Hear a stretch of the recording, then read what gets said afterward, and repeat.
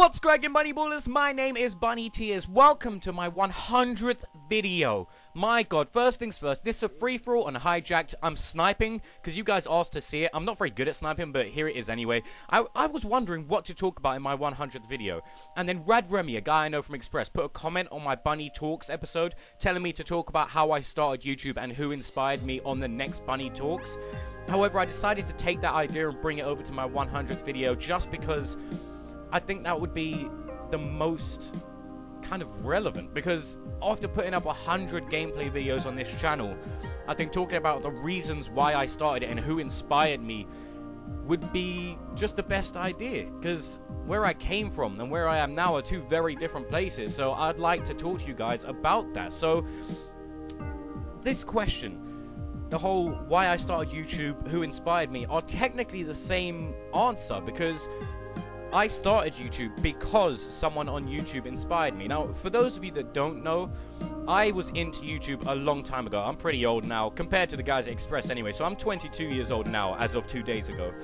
And, I mean, I don't know, back in those days, YouTube was a very different place. Things like partnerships and being paid for YouTube and stuff like that, it was unheard of. I mean, no one knew about it. It made no sense that people could get paid to do this. So anyone who started a YouTube channel was either doing it to try and get some kind of success just for themselves rather than financially, or was just doing it because they loved doing it. And I was one of the guys that just loved doing it. I mean, my videos that went up were absolutely awful. I'll be showing you one of them a bit later on in the video, but one of my, all of my videos earlier on were awful. They got terrible feedback, but I didn't care. I was just doing it because I loved it. I mean, for example, the video I'm going to show you today is the first video I ever put onto YouTube, and that video alone has more dislikes than the 78 odd videos that I've put out in the last 3 months, all put together. So, but it didn't affect me whatsoever. I really didn't care about people's feedback. I mean, if someone in the comments was directly trying to have a go at me, I'd just shut them down, just because that's the kind of person I was at the time. But how and why I started YouTube? Well, to be completely honest, the only person I remember who inspired me enough to make me think, right, I want to do this, was Zergriz. Now, if you haven't heard of Zergriz, he was a Call of Duty 3 and 4 sniper. He was kind of the person who created trickshotting, it's sniper-wise, in Call of Duties.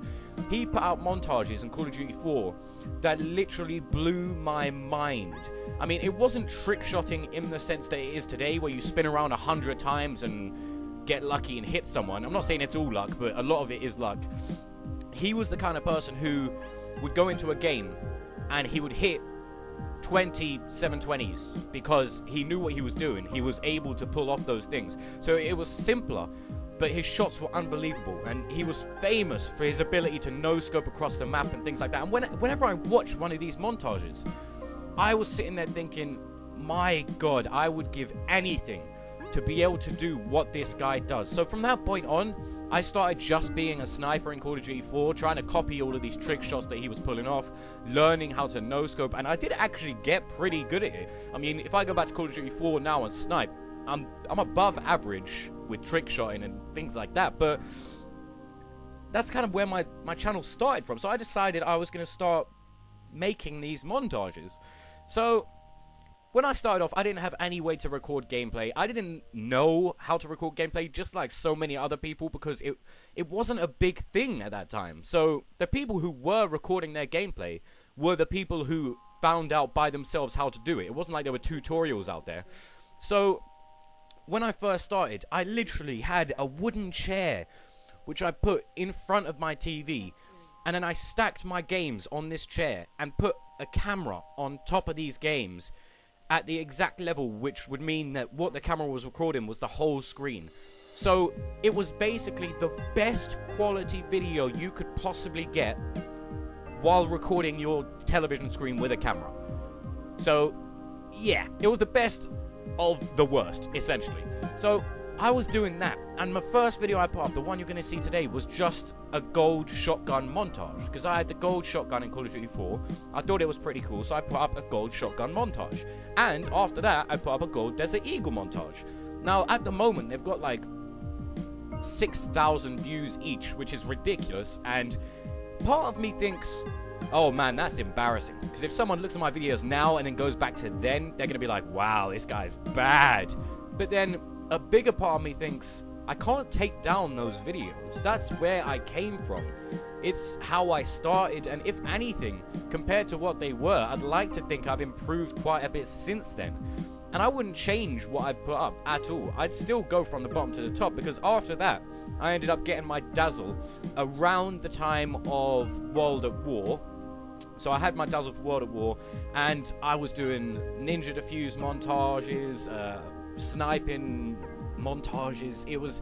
I was just doing everything I could. I was trying too hard. I was basically a person who hadn't put the groundwork in, hadn't built the foundations of a successful YouTube, but was trying to do all of these successful YouTuber things.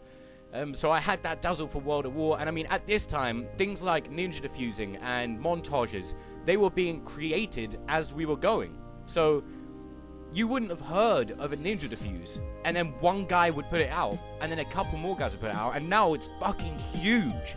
So I'm really glad that I was there at that time when these things were created, because I feel like I was a part of something, even though I was kind of not creating it myself. I was just helping it expand. Now, I want to show you this first video that I put. This is the first video I ever put out on my YouTube channel. Like I said, it was a gold shotgun montage, and there was no commentary or anything. It was literally just this montage and Pendulum playing in the background. And I got in some trouble with third-party match content, whatever the hell it's called, but I just kind of admitted to it, and it was fine.